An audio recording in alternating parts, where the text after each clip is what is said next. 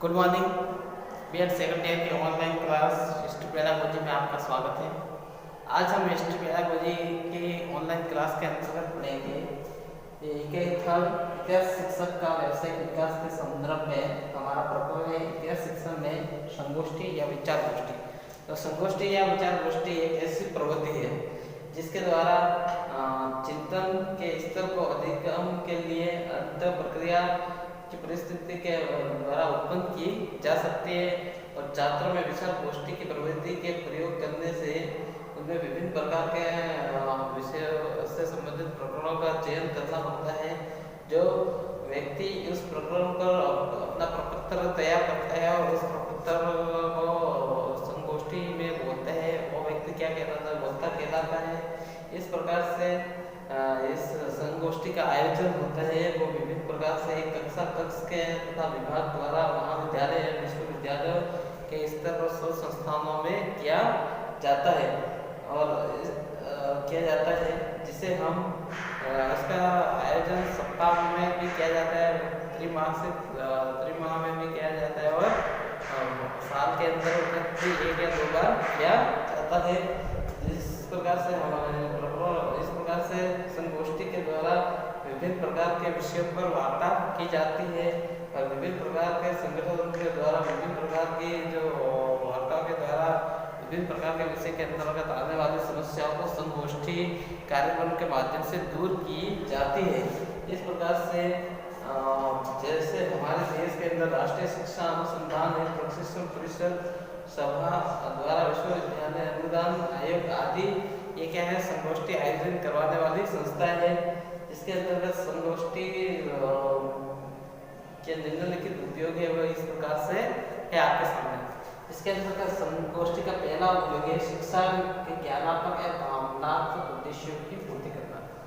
संगोष्ठी का उपयोग या उद्देश्य, इसका पहला उद्देश्य क्या है, छात्रों के अंदर ज्ञानात्मक उनके अंदर अत्यधिक मात्रा में ज्ञान को विकसित करना और ज्ञान के साथ में उनके भावनात्मक को भी मजबूत करना संगोष्ठी का महत्वपूर्ण कराने का महत्वपूर्ण उपयोग है या महत्वपूर्ण उद्देश्य होता है।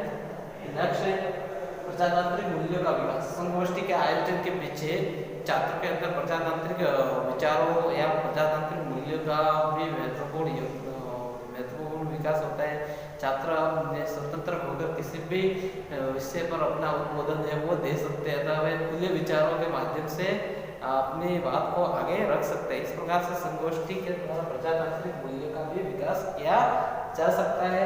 इसका तीसरा उपयोग है प्रस्तुतिकरण तथा तर्क प्रस्तुत करने की क्षमता का विकास।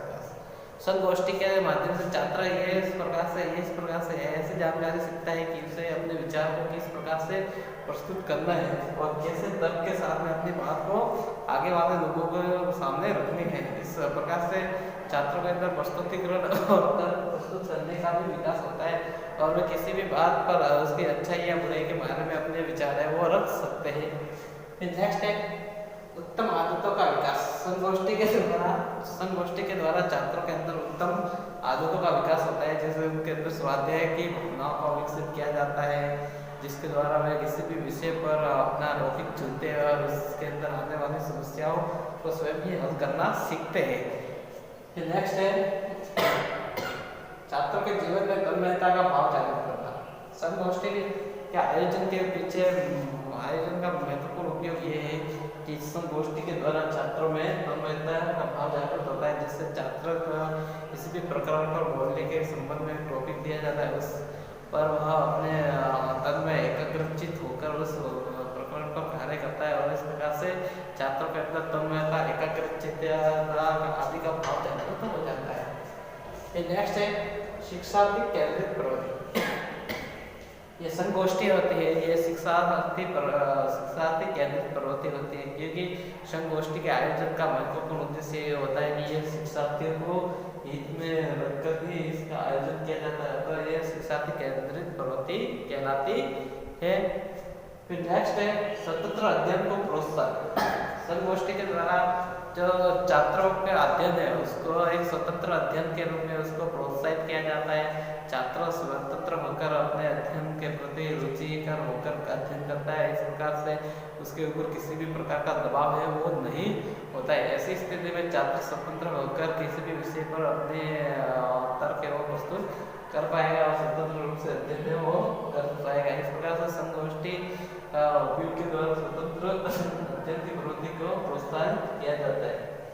फिर नेक्स्ट है सामाजिकता तथा भावनात्मक गुणों का विकास।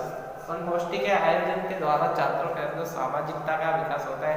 छात्रों के अंदर विभिन्न प्रकार के सामाजिक गुणों को विकसित किया जाता है। साथ ही में भावनात्मक रूप से भी उनके अंदर विभिन्न प्रकार के गुणों का विकास होता है, जैसे दया, करुणा, भय आदि। इस प्रकार से छात्रों में विभिन्न प्रकार के सामाजिक और भावनात्मक गुणों को संगोष्ठी के आयोजन के द्वारा विकसित किया जाता है। नेक्स्ट है संगोष्ठी के द्वारा छात्रों में वाद विवाद में बोलने की क्षमताओं का विकास किया जाता है। संगोष्ठी के द्वारा छात्रों में किसी भी प्रतियोगिता के अंदर, जैसे वाद विवाद प्रतियोगिता है, उसके अंदर छात्रों के वाद विवाद प्रतियोगिता में अधिक से अधिक हिस्सा लेते हैं और उसके अंतर्गत बोलने की प्रवृत्ति है वो भी काफ़ी विकसित हो जाती है। इस प्रकार से संगोष्ठी के द्वारा छात्र में विभिन्न प्रकार के तर्क प्रस्तुत करने का कौशल विकसित होता है और उनकी जो भाषा है वो भी क्या हो जाती है, सरल और सुबोध हो जाते हैं। तो इस प्रकार से संगोष्ठी के आयोजन के पीछे एक महत्वपूर्ण उद्देश्य होते हैं वे इस प्रकार से संगोष्ठी का आयोजन विभिन्न प्रकार के राष्ट्रीय स्तर की संस्थाएं करती है। तो संगोष्ठी का शिक्षण के क्षेत्र में काफ़ी महत्वपूर्ण योगदान है। इस प्रकार से आज की क्लास में इतना ही। आपका बहुत बहुत धन्यवाद।